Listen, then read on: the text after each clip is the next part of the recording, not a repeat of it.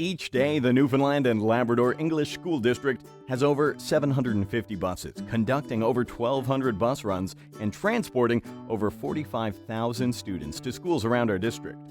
Our buses travel some 9 million kilometers every school year, and we take great pride in transporting the world's most precious cargo, our students. The objective of the video you're about to watch is how we at the Newfoundland and Labrador English School District would like our students, bus drivers, and our employees to transport our students every day to ensure their safety. In this video, you will see safe practices and procedures that will help our students get to their bus stops, get on the bus, evacuate in case of emergency, and arrive at school safely. We hope you enjoy our video and have a safe day and bus rides. School bus safety is everyone's concern, from the drivers who operate the buses, to the teachers who guide students on and off the buses, to the students themselves who ride the buses to and from school each day, to the parents, guardians, and the general public who entrust us with student safety. We all need to work together to make sure the daily bus run is a safe and enjoyable experience for all. A school bus is a rather large vehicle.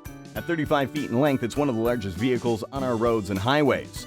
A bus can carry up to 70 passengers, and the driver assumes a lot of responsibility each day for the safety of the passengers and the care of the bus vehicle.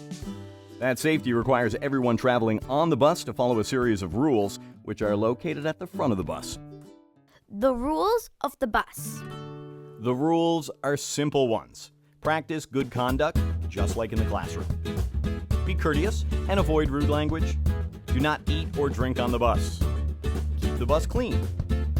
Cooperate with the driver at all times. Do not smoke on the bus. Do not damage the bus or bus equipment. Stay in your seat. Keep your head, your hands, and your feet inside the bus at all times. Do not push or make physical contact with others. Do not tamper with bus equipment. Do not bring pets on the bus. Do not bring flammable material on the bus. Remember, the driver can assign seats if necessary. And have a safe trip. With respect to what can be taken on the bus, all belongings must be stored securely and safely so that it cannot come in contact with passengers in the event of an accident. No large items such as musical instruments or hockey bags are permitted on the bus. Should you have any questions about this, please ask the bus driver or school principal. The bus driver needs to have good visibility at all times. If someone or something is too close to the bus, the driver may not be able to see it. The diagram on your screen shows the zones that can be considered dangerous if students are inside them. You should avoid these zones at all times. This includes an area that is 10 feet or 3 meters from the full perimeter of the bus. The most dangerous areas within the zone are located at the front of the bus and on the back right-hand corner of the bus, starting midway down the right side. There are some simple guidelines that you can follow to ensure your safety as you make your way onto the bus. Be on time and avoid having to run to the bus stop. Walk on the side of the road, avoiding traffic. Look both ways before crossing the street. Avoid the danger zone. Line up one at a time and board the bus only after it has come to a complete stop. Always use the handrail. When you are on the bus, you should stay in your seat facing forward and talking quietly. When you leave the bus, you should do so in the same manner, making sure you take all your belongings with you. And above all, you need to remember that the bus driver is in charge at all times. It is important for you to listen and to cooperate with the driver.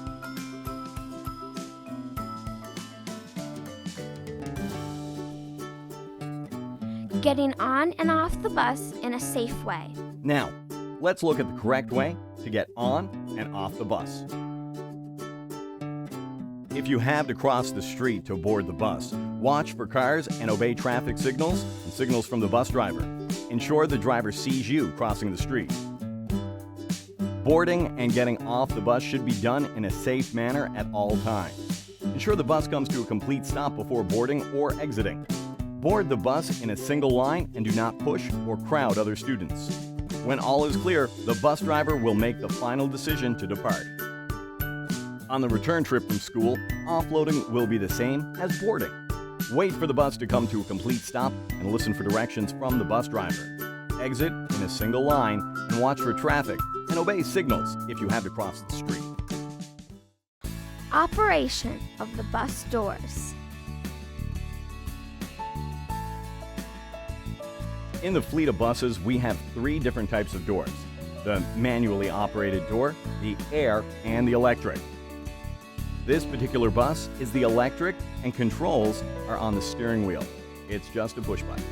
In case of an emergency, you would get up, pull on the handle, and push out.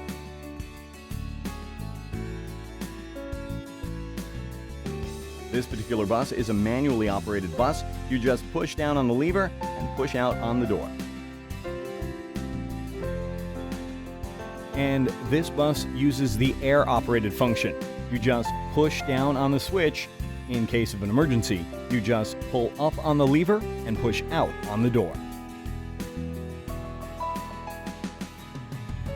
Emergency evacuation procedures. School buses are generally a safe way to travel. However, there is always the possibility that an accident may happen, and we want everyone to be prepared. In the event of an accident, it may be necessary to evacuate the bus. Practicing good evacuation procedures is important to making sure everyone gets off the bus safely.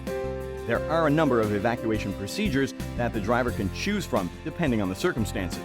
The driver will decide which type of evacuation is best, and you should follow the driver's instructions quickly and without question.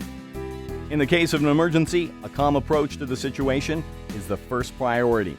Students should evacuate the bus in the shortest amount of time possible. They should listen to the driver at all times and leave all personal items on the bus. The driver, Tina, will now demonstrate various procedures involved in evacuating school buses. Front door evacuation. Attention students, we are going to do a front door evacuation. John and Kirk, I need one of you to be the helper and one to take them to the safe spot.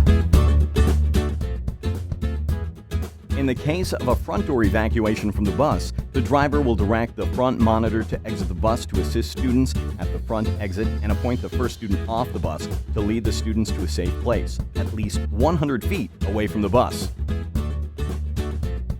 The driver will check the bus for students before exiting through the front door.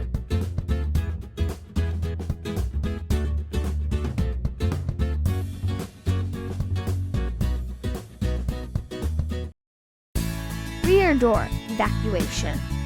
Attention students, we are doing a rear door evacuation. John and Kirk, I need you to be the helpers outside the door, and Mark, you be the leader to take them to the safe spot. In the case of a rear door evacuation from the bus, the driver will direct the rear monitor to exit the bus and assist students at the rear exit. The bus driver will also appoint the first student off the bus to lead students to a safe place, at least 100 feet away from the bus. Before leaving the bus, the driver will check for students and then exit through the rear door.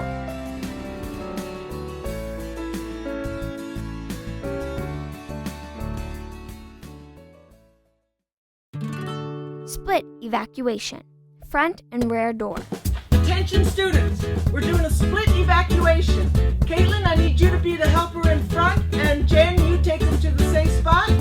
John and Kirk, you be the helpers in the back, and Mark, you take them to the safe spot.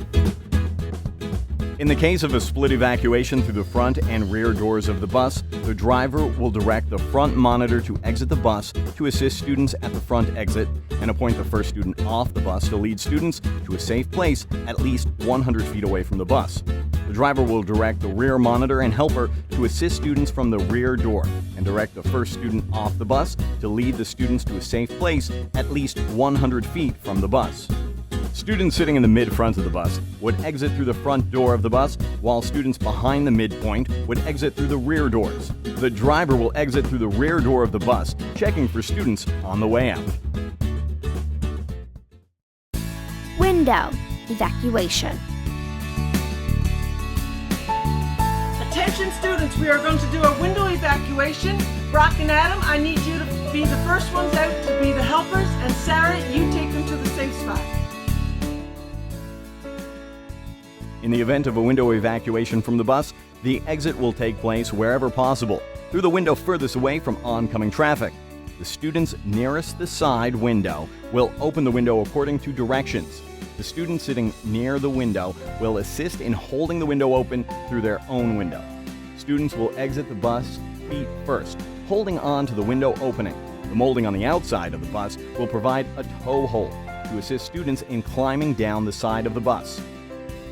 Once outside, the first two students will assist others in evacuating, especially the younger children.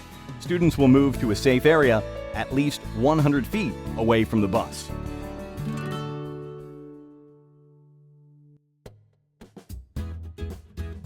In the case of the extreme, where the bus may be involved in a rollover, the roof hatch would be used as the method of evacuation. When a roof evacuation is to take place, the students nearest the hatch should open it according to the directions. Once the hatch has been opened, both bus monitors should assist the students in exiting, beginning with the students at the rear of the bus unless there is a present danger at the front of the bus. Appointed helpers should assist with students on the outside of the bus. Students will find themselves in a safe place at least 100 feet away from the bus. The rear door may also serve as an escape route in the event of a bus rollover. The first two people off the bus should hold the door open and assist others before finding their way to a safe place at least 100 feet from the bus. Along with the traditional methods of evacuation, it should also be noted that in an emergency situation, the front windshield can be considered an exit. A hard, steady push with a shoulder or side or boot can remove the glass, making an exit. Special needs student scenario. In the event of a student with special needs, such as a student who uses a wheelchair, an evacuation could be done by the driver and an assistant who will use a blanket to transport the student during an emergency evacuation. Again, the student assistant, and the driver will join the others away from the bus and possible danger, at least 100 feet away from the bus. If a seatbelt is being used, it can quickly be removed by the student before evacuation.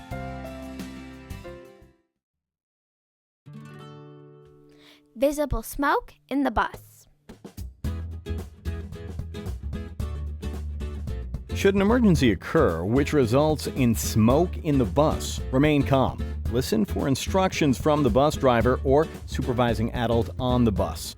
Get as low as possible and remain low to avoid rising smoke. Proceed as quickly and as orderly as possible to the nearest accessible exit that is in the opposite direction of the smoke. Once outside, find a safe place at least 100 feet away from the bus. The bus driver or supervising adult will check the bus to make sure that no students remain and exit the bus away from the smoke.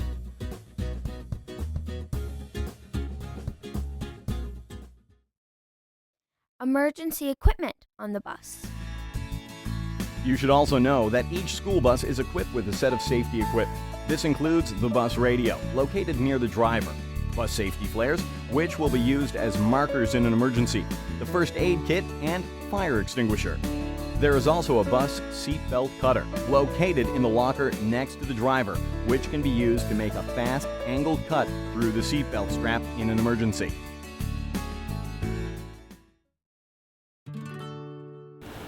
Hi, my name is Constable Joe Saunier with the RCMP Gander Traffic Services.